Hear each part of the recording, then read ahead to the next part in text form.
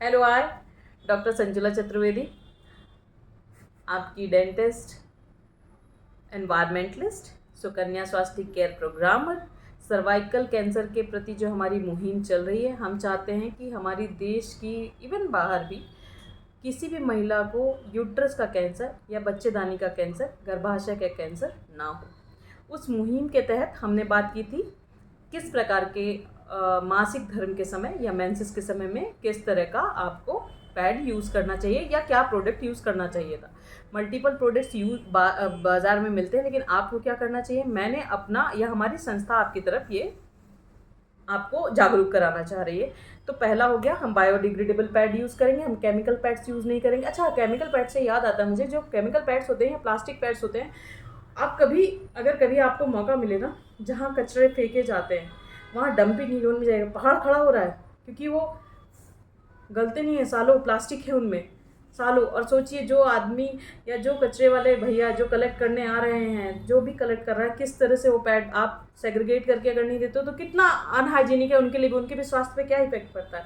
तो वो भी सोचते हुए आप इसकी तरफ बढ़े, दूसरों का भी कर भला तो वो भला वाला कहानी है, उसको भी फॉलो करें।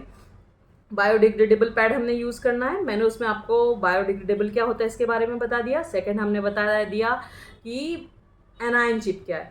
थर्ड बात होती है कि आप सोचते हो कि मैडम बार बार बोलती है ऑक्सीजन लेयर ऑक्सीजन लेयर। अरे ऑक्सीजन लेयर भाई, मुंह से सांस ले रहे हैं ना, नाक से सांस ले रहे हैं ना, तो ऑक्सीजन की क्या ज़रूरत है। तो दैट इज़ वेरी स्पेसिफिक कि जेनाइटल पार्ट्स में ड्यूरिंग मेंसेस या मेंस्ट्रुअल साइकिल या मासिक धर्म के समय में जो ब्लड आ रहा है उसमें बहुत सारे बैक्टीरिया डेवलप है ऑलरेडी, वो जो वहाँ पे बेड मीडियम क्रिएट कर रहे हैं जिसको हमारी एनायन चिप द्वारा लॉक कर दिया जा रहा है। लेकिन अगर हम कंटिन्यू वहाँ पे इसी तरह का बना के रखते हैं तो ये जो ऑक्सीजन लेयर है हमारी, जो अंदर पैड के अंदर जो ये लगाया गया है, ये ऑक्सीजन जिसके अंदर मैंने आपको बताया था कि बनाना जेल स्टेम्ड है, जिलेटिन जिसे कहा जाता है, ये ऑक्सीजन लेयर जो होती है ये मैक्सिमम ऑक्सीजन के जो ऑक्सीजन के अणु होते हैं वो इसके अंदर ट्रैप्ड हैं, जो कि जब आपके जेनाइटल पार्ट को वो ड्राई बनाने में मदद करते हैं, मैक्सिमम ऑक्सीजन रिलीज़ करते हैं। जब शरीर के कांटेक्ट में आता है, स्किन के कांटेक्ट में आता है, तो स्किन उसे अंदर की तरफ एब्जॉर्ब करती है।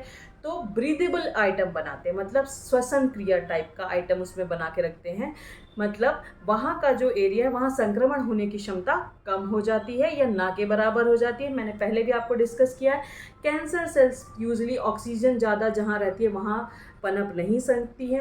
दूसरा, वहाँ बेड ब्रीथ नहीं होगी, मतलब बेड स्मेल नहीं आएगी, आपको वो फॉल स्मेल नहीं आएगी, स्टिंकी स्मेल नहीं आएगी, वहाँ पे रैशेस, इचिंग, ये चीज़ें नहीं होंगी। क्यों? जस्ट बिकॉज ये मॉइस्चर को आपके कंट्रोल करके रखता है और जेनाइटल पार्ट्स को या आपके प्राइवेट पार्ट्स को या योनि के पार्ट्स के क्षेत्र को आपके ये सूखा रखने में मदद करता है।